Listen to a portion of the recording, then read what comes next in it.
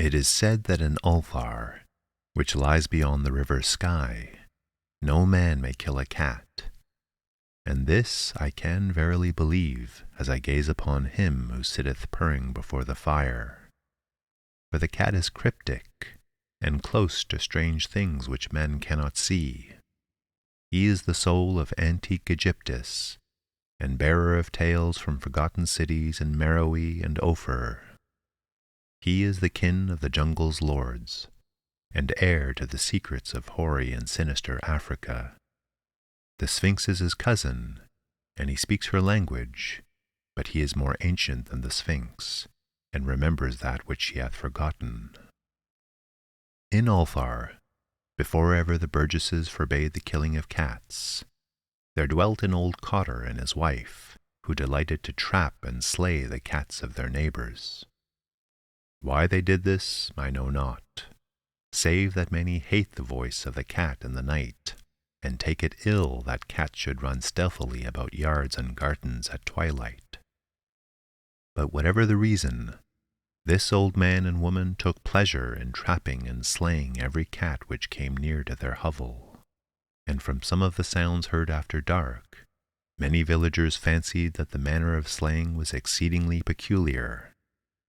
But the villagers did not discuss such things with the old man and his wife, because of the habitual expression on the withered faces of the two, and because their cottage was so small and so darkly hidden under spreading oaks at the back of a neglected yard. In truth, much as the owners of cats hated these odd folk, they feared them more, and instead of berating them as brutal assassins, merely took care that no cherished pet or mouser should stray toward the remote hovel under the dark trees. When through some unavoidable oversight a cat was missed, and sounds heard after dark, the loser would lament impotently, or console himself by thanking fate that it was not one of his children who had thus vanished. For the people of Ulthar were simple, and knew not whence it is all cats first came. One day, a caravan of strange wanderers from the south entered the narrow cobbled streets of Ulthar. Dark wanderers they were, and unlike the other roving folk who passed through the village twice every year. In the marketplace they told fortunes for silver, and bought gay beads from the merchants. What was the land of these wanderers? None could tell.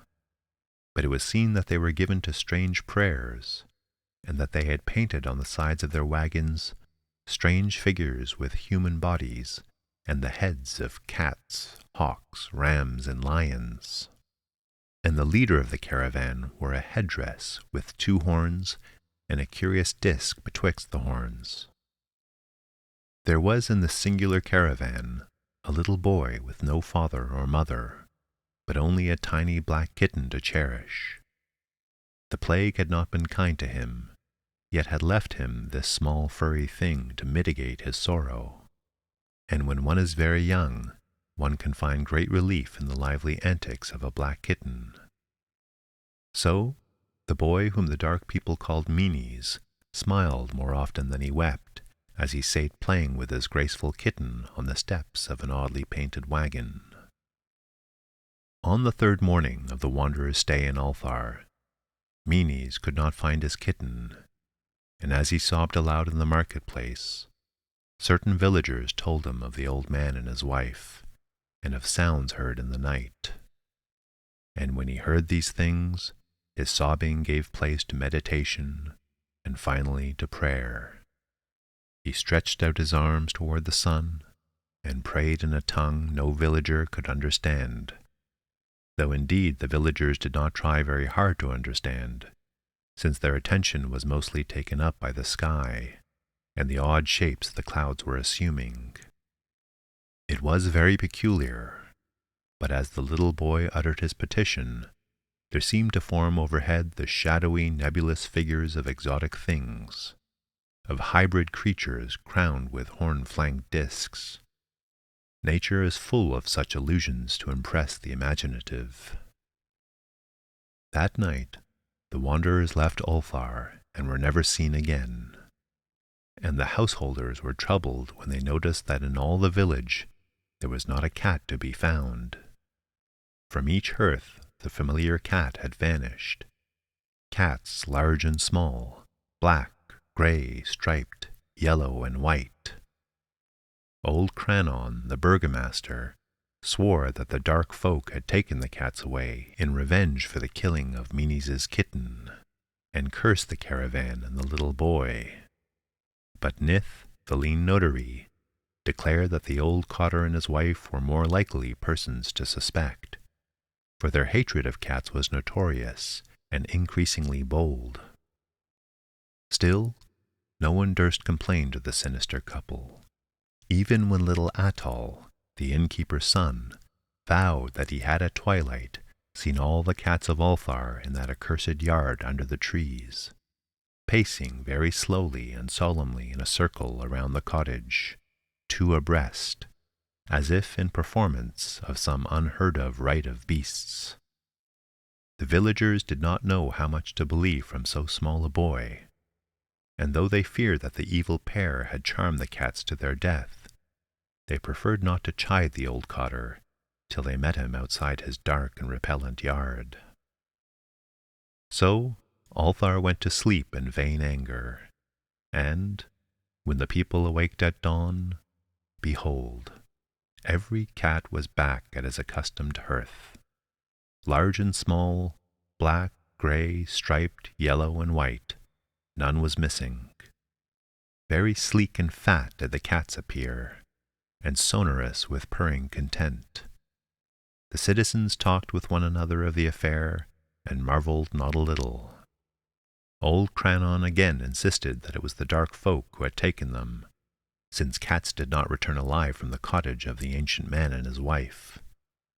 But all agreed on one thing, that the refusal of all the cats to eat their portions of meat or drink their saucers of milk was exceedingly curious. And for 2 whole days the sleek, lazy cats of Ulthar would touch no food, but only doze by the fire or in the sun. It was fully a week before the villagers noticed that no lights were appearing at dusk in the windows of the cottage under the trees.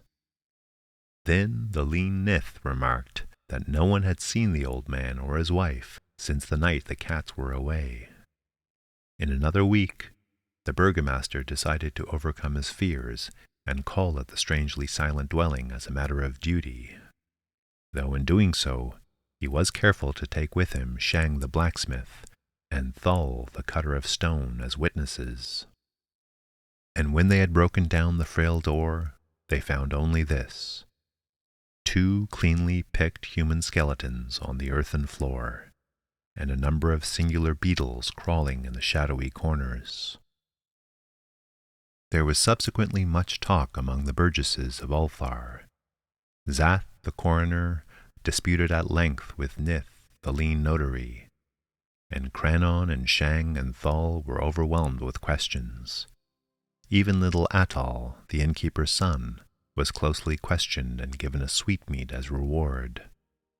They talked of the old cotter and his wife, of the caravan of dark wanderers, of small Meanies and his black kitten, of the prayer of Meanies, and of the sky during that prayer, of the doings of the cats on the night the caravan left, and of what was later found in the cottage under the dark trees in the repellent yard.